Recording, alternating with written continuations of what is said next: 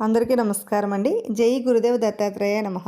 విష్ణు సహస్రనామాల్లో 127వ నామమైన ఓం విశ్వక్షేణాయ నమః అనే మంత్రానికి అర్థాన్ని విందాం.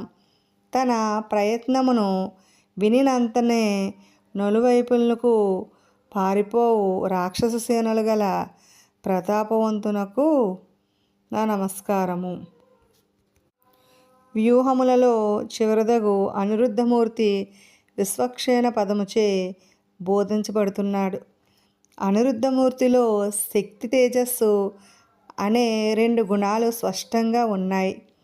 అంతటా తనచే రక్షించబడు సేనలు గలవాడు అని ఈ నామానికి అర్థం అన్నమాట. భగవంతునకు మనమంతా సైన్యమయ్యి ఇట్టి మనలను అన్ని వైపులా ఆ పరమాత్మ రక్షిస్తూ ఉన్నాడు కనుక విశ్వక్షేణ పదముతో మహర్షులు పరమపురుషుణ్ణి స్తుతిస్తూ వచ్చారు. అంటే ఈ ప్రపంచమంతా ఆ భగవంతుని యొక్క కొనసైనగలతోనే వెలుగుతున్నదనేదే ఈ మంత్రం యొక్క అర్థం అన్నమాట.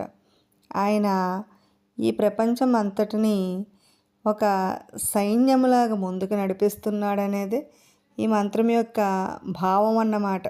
విన్నారు కదండి. ఇటువంటి మరెన్నో ఆసక్తికరమైన విషయాల కోసం మా ఛానల్ని సబ్స్క్రైబ్ చేసుకోండి. Thanks for watching.